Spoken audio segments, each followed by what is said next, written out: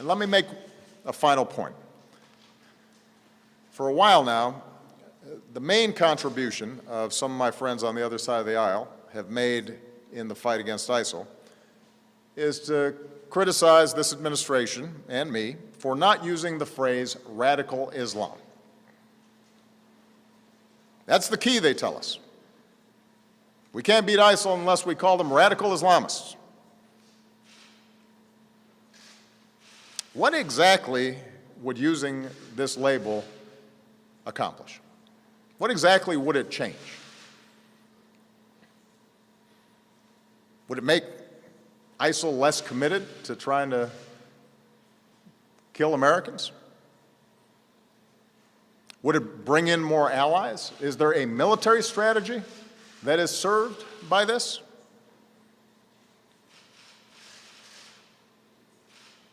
The answer is none of the above.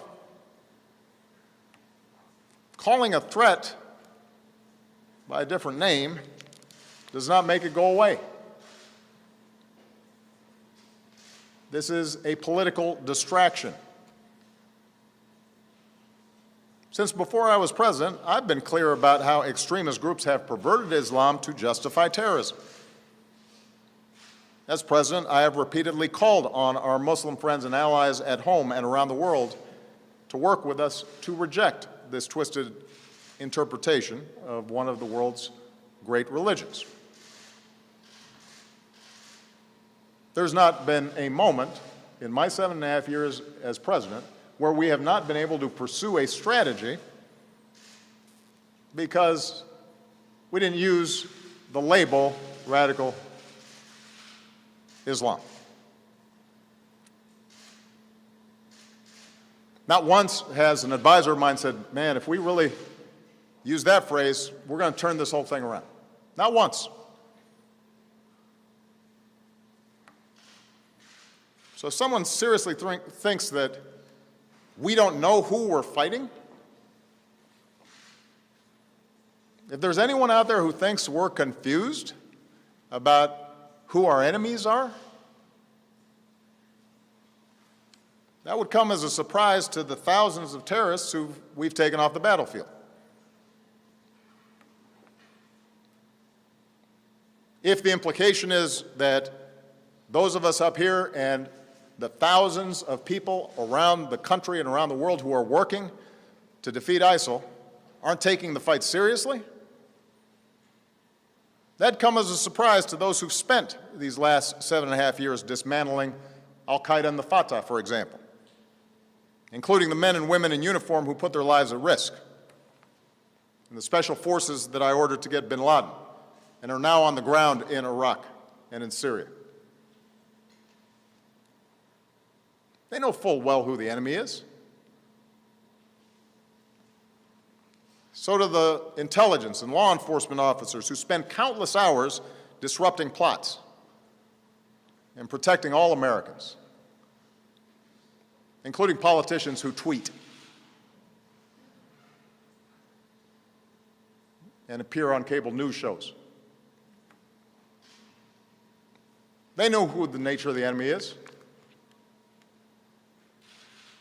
So there's no magic to the phrase radical Islam. It's a political talking point. It's not a strategy.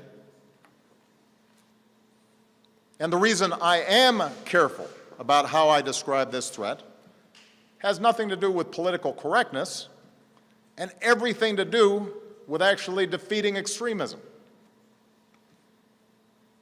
Groups like ISIL and al-Qaeda want to make this war a war between Islam and America, or between Islam and the West. They want to claim that they are the true leaders of over 1 billion Muslims around the world who reject their crazy notions. They want us to validate them by implying that they speak for those 1 billion+ people, that they speak for Islam. That's their propaganda. That's how they recruit. And if we fall into the trap of painting all Muslims with a broad brush and imply that we are at war with an entire religion, then we are doing the terrorist work for them.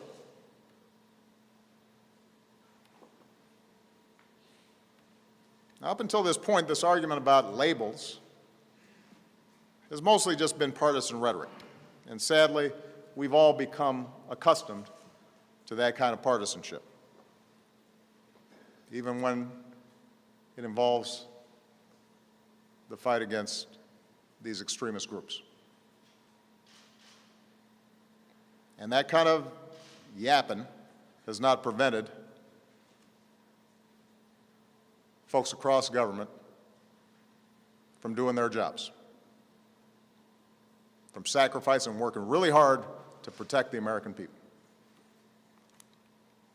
But we are now seeing how dangerous this kind of mindset and this kind of thinking can be.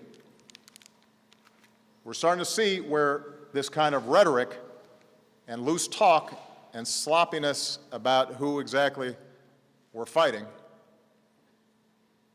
where this can lead us. We now have proposals from the presumptive Republican nominee for President of the United States to bar all Muslims from emigrating to America. We hear language that singles out immigrants and suggests entire religious communities are complicit in violence. Where does this stop? The Orlando killer, one of the San Bernardino killers, the Fort Hood killer, they were all U.S. citizens. Are we going to start treating all Muslim Americans differently? Are we going to start subjecting them to special surveillance? Are we going to start discriminating against them because of their faith? We've heard these suggestions during the course of this campaign. Do Republican officials actually agree with this?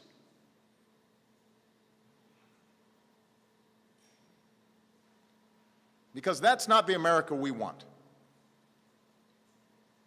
It doesn't reflect our democratic ideals. It won't make us more safe, it will make us less safe, fueling ISIL's notion that the West hates Muslims, making young Muslims in this country and around the world feel like no matter what they do, they're going to be under suspicion and under attack.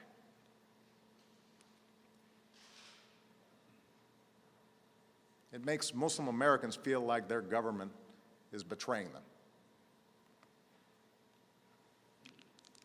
It betrays the very values America stands for. We've gone through moments in our history before when we acted out of fear, and we came to regret it.